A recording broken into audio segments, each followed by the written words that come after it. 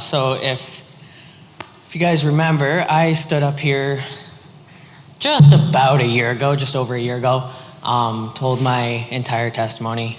This past week, Albert sent out what has been titled Alexis' Testimony Part 1.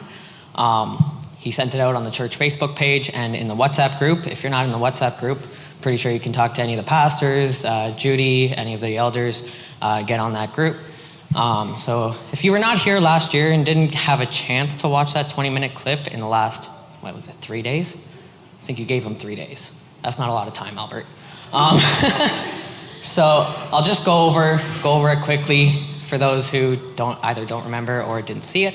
I was born to two loving Christian parents and grew up attending an EMM church. Growing up, I had many encounters with both God and the shadow realm.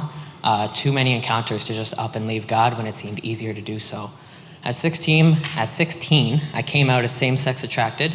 At 17, I came out as a trans man. At 18, I started hormone therapy. At 20, I had my top surgery. And at 21, I began making plans to go through with bottom surgery. I lived 7 years of my life presenting as a man. 5 of those years were spent on hormone replacements. At 15, a rift started between my church family when I cut my hair for the first time.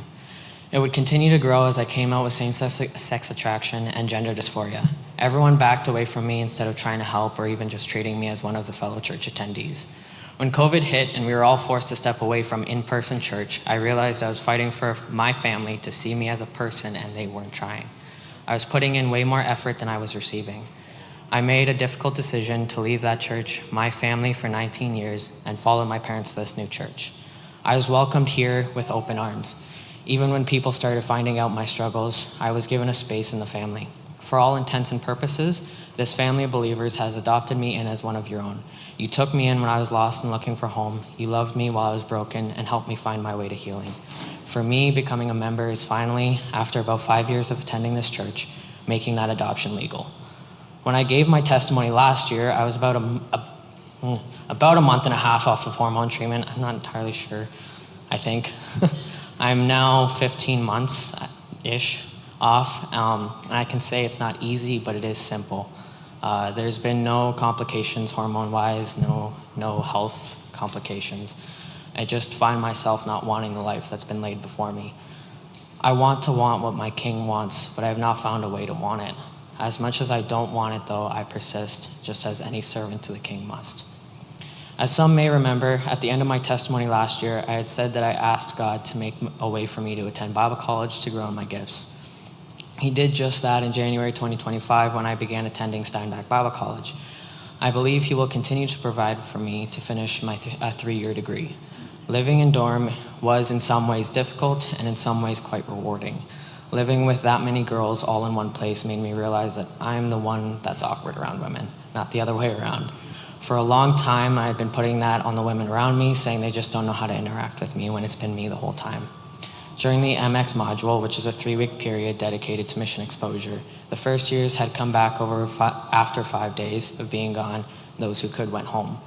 The second years came back during the second week, and those who could went home. The third years came back at the end of the 3 weeks. In girls' dorm, there were about 4 of us left. This left a lot of time for me to realize where I'm still weak and need God.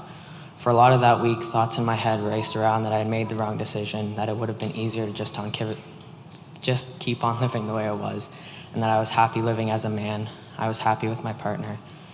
It was that last week of the MX module that I really realized it doesn't matter how far out of depression you are or how healed you may be, intrusive thoughts won't really go away. In these areas is where I found I still need God. I also have made some amazing friends. Each one I've connected with brings something new to the table, and we connect each in a unique way. Slowly, I'm discovering who I am, who Alexis is. Though I still don't really know who I am, being in dorm and in the Bible college atmosphere is helping me discover who I am outside of the labels I and others put me under. Learning there is no one way to be woman, though I cannot say I feel as one. I know I am. There are those who still see the man I want to be and not the woman I am. That no longer bothers me the way it used to. The world will see what they want to see, but I know who I was created to be.